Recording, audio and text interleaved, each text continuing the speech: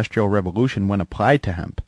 This single resource could have created millions of new jobs, generating thousands of quality products. Hemp, if not made illegal, would have brought America out of the Great Depression. William Randolph Hearst and Hearst Paper Manufacturing Division of Kimberly-Clark owned vast acreage of timberlands. The Hearst Company supplied most paper products. Patty Hearst's grandfather, a destroyer of nature for his own personal profit, stood to lose billions because of hemp. In 1937, DuPont patented the processes to make plastics from oil and coal. DuPont's annual report urged stockholders to invest in its new petrochemical division. Synthetics such as plastics, cellophane, celluloid, methanol, nylon, rayon, Dacron, etc. can now be made from oil. Natural hemp industrialization would have ruined over 80% of DuPont's business. Andrew Mellon became Hoover's Secretary of the Treasury and DuPont's primary investor. He appointed his future nephew-in-law, Harry J. Anslinger, to head the Federal Bureau of Narcotics and Dangerous Drugs. Secret meetings were held by these financial tycoons. Hemp was declared dangerous and a threat to their billion-dollar enterprises. For their dynasties to remain intact, hemp had to go. These men took an obscure Mexican slang word, marijuana, and pushed it into the consciousness of America. A media blitz of yellow journalism raged in the late 1920s and 1930s. Hearst's newspapers ran stories emphasizing the horrors of marijuana. The menace of marijuana made headlines. Readers learned that it was responsible for everything from car accidents to loose morality. Films like Reefer Madness, Marijuana, Assassin of Youth, and Marijuana, the Devil's Weed were propaganda designed by these industrialists to create an enemy. Their purpose was to gain public support so that anti-marijuana laws could be passed. Examining the following quotes from The Burning Question, also known as Reefer Madness. It states that marijuana is a violent narcotic, causes acts of shocking violence, causes incurable insanity, has soul-destroying effects, and a man under the influence of the drug killed his entire family with an axe. More vicious, more deadly even than those soul-destroying drugs, heroin and cocaine, is the menace of marijuana. Reefer Madness did not end with the usual "the end." The film concluded with these words plastered on the screen: "Tell your children." In the 1930s, people were very naive, even to the point of ignorance. The masses were like sheep waiting to be led by the few in power. They did not challenge authority. If the news was in print or on the radio, they believed it had to be true. They told their children, and their children grew up to be the parents of the baby boomers.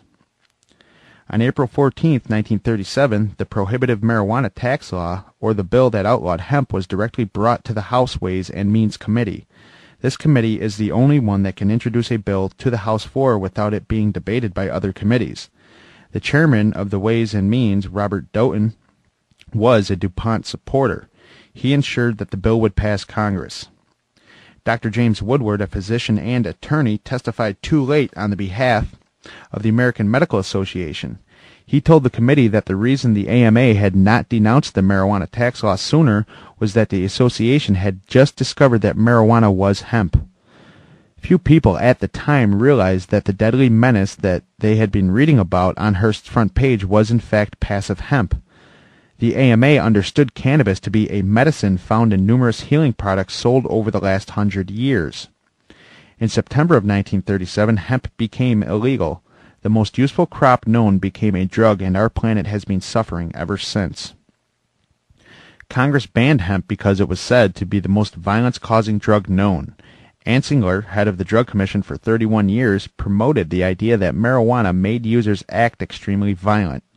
In the 1950s, under the communist threat of McCarthyism, Anslinger now said the exact opposite. Marijuana will pacify you so much that soldiers would not want to fight.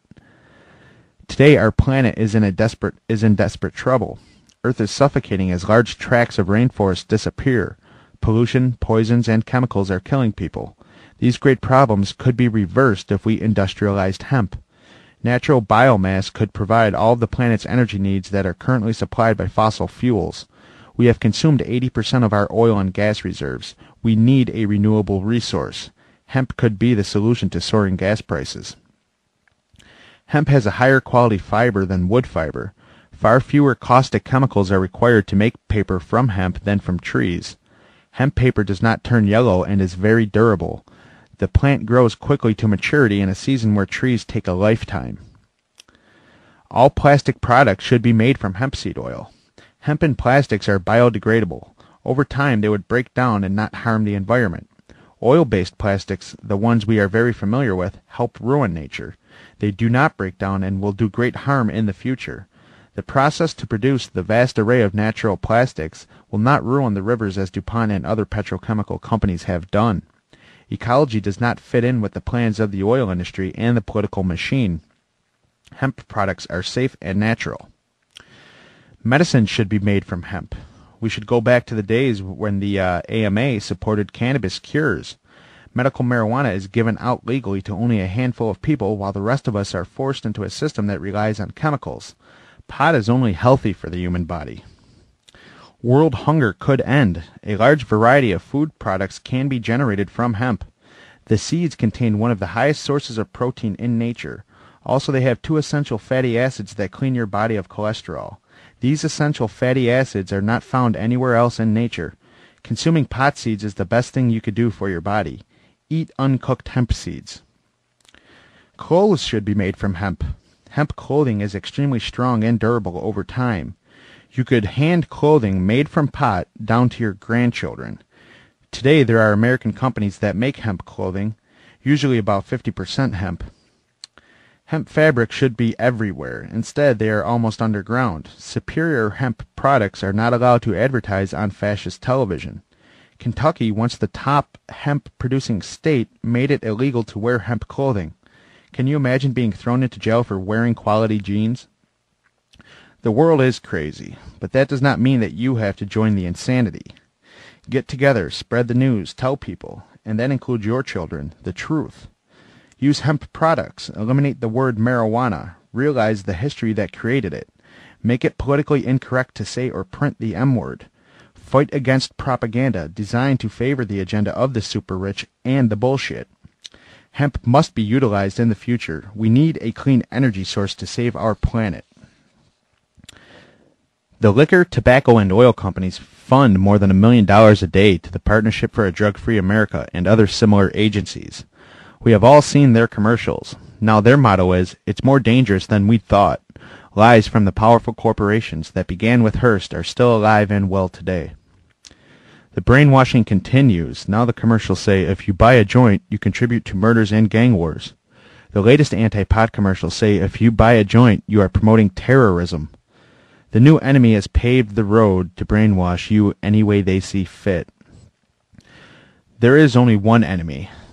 The friendly people you pay your taxes to, the war makers and nature destroyers. With your funding, they are killing the world right in front of your eyes.